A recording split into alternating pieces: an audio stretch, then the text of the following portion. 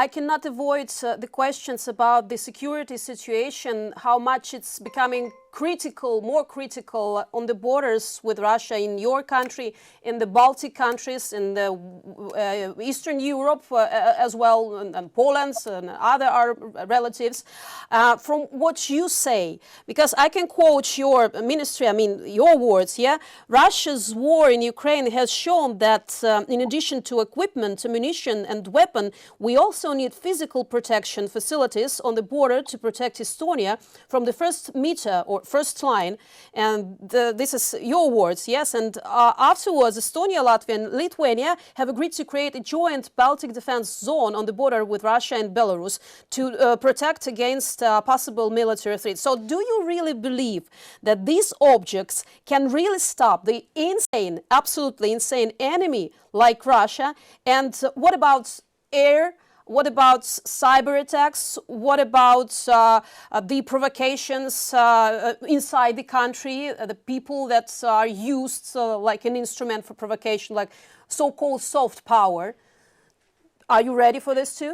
Well, we've been ready when we talk about them. When I start answering that with the hybrid attacks and cyber attacks, then we've been ready since 2007, because 2007 was the first time ever when Russia conducted a state-orchestrated cyber attack towards Estonia or towards any other country. And since that time, we have been preparing all the time, and we face the cyber attacks basically daily basis, and of course they vary from the size, but yes, we are ready for the cyber attacks, but of course we acknowledge that there are many different ways how we have to be prepared and how Russia can be a threat. So of course it's not only conventional attack, but it is also a hybrid attack or cyber attack. And this is why, of course, what I can say is that Estonian population, Estonian society is more prepared as it was maybe 2 years ago, not only militarily, but also as a society. We have more knowledge, and we are gathering this information from Ukraine, and we are very thankful for Ukrainian soldiers and other people who give us this information we need. Talking about the Baltic defense line, of course, this is not the only thing we have. We are trusting or believing that this helps, but it's a measure of, or it's a complex of measures. And of course, it means that first and foremost, you need to have the willingness, you need to have this in your heart that you are ready to protect your country and your people.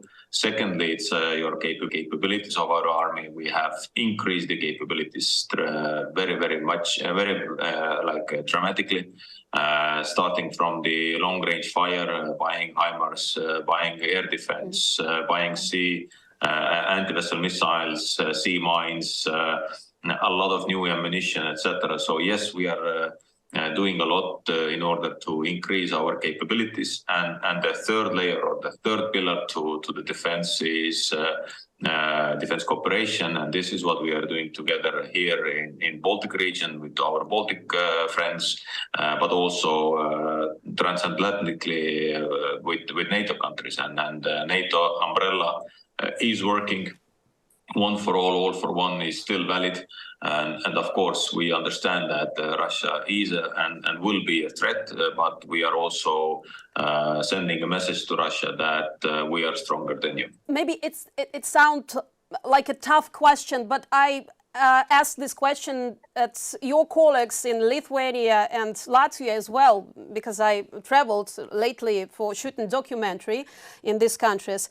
And my question is, do you really believe in 100% guarantees of lightning-fast protection of NATO countries or NATO forces if your country is in danger?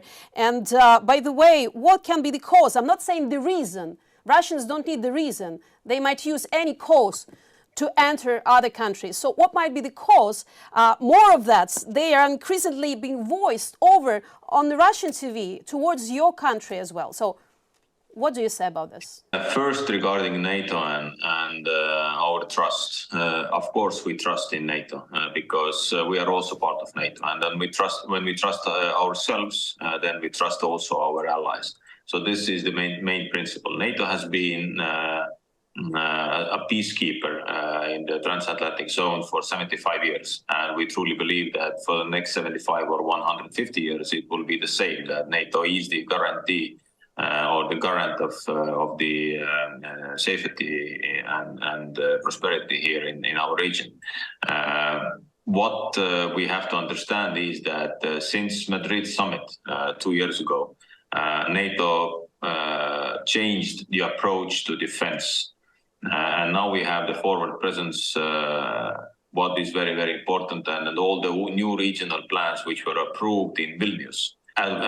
Send the same message to everyone that yes, NATO is stronger than before, and NATO is more united than before. And to be honest, also when we look at the latest, let's say, developments, then we see that the border of NATO with Russia has basically doubled when when Finland joined NATO. And also now when Sweden is becoming a member very, very soon, we see that NATO is stronger than ever. Also, the Baltic Sea region is stronger than ever. And of course, we are relying not only to the NATO ties or NATO relations, we also are working regionally with Baltic states, with Sweden, with Finland, and with Poland, and of course, preparing also ourselves. So, of course, you said very correctly that Russia doesn't need any reason. So this is why we are doing these steps, what we have done, and we are continuing with these steps and even increasing our defense spending from 2% to 3.2% this year and 3% for the next years to come, at least. So this is a clear message that, yes, first and foremost, we trust in ourselves. And of course, we also trust that the regional plans, what are approved by all NATO members, are also executable if necessary. One more sensitive question about that you trust in yourselves. The same question that I asked in Latvia and Lithuania as well. Do you completely control the so-called entire enemy, and who is it or they might be? And for some reason, lots of people in Latvia and Lithuania wanted me to visit Narva. They just said, go to Narva and see by yourself. What's going on in Narva, and who might be this entire enemy that might be risky for your defense system, okay, in the case? Well, of course, in Baltic states, we have cities where we have a lot of Russian citizens or Estonian-speaking Russians. Mm-hmm. So, of course, we acknowledge that we also have, as it is in Ukraine, we have people who support the Russian approach, unfortunately. But still, most of these people also see what is the situation in Russia, because they have the access to the free media. And this is very, very important, that you need to give to the people the real overview or real understanding what is going on. So it's not about that we are trusting or not trusting. It's about that every people living here in Estonia, and when you're an Estonian citizen, you are also obliged to defend your country. And of course, we are working in that direction every day, every hour, that every person living here in Estonia feels itself safe and wants to keep that condition that we are safe and we do not have a war.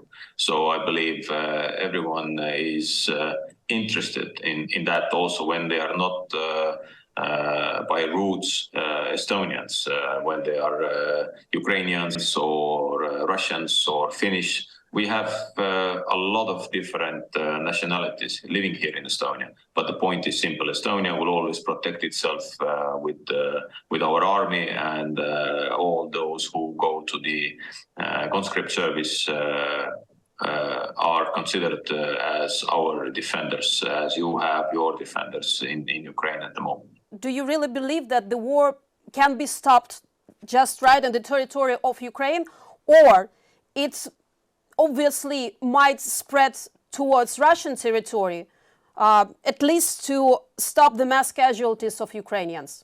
Sorry for the tough question, but it's your opinion as a defense minister. We've seen already that Ukrainian forces have conducted also operations in Russia. So it is not a news to anyone that when we take the Belgorod region or when we take also the latest attacks by drones in different, also very close to Estonian border in Ust-Luga harbor, then we see that normal or like, let's say, citizens of Russia see already that it's not a special military operation, but it is a real war.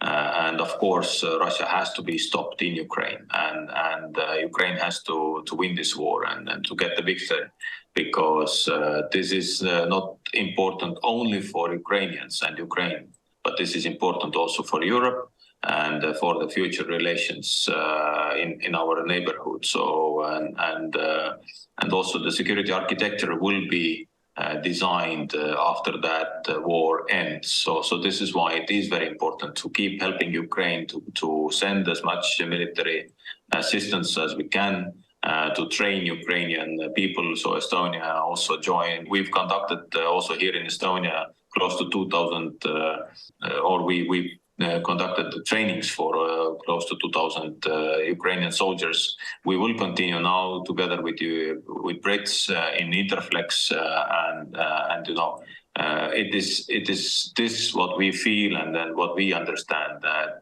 we cannot stop helping Ukraine, and we have to help Ukraine to win this war. Thank you very much for your honest answers, and thank you very much for your sincere support from your people and from you. Thank you very much. Thank you very much.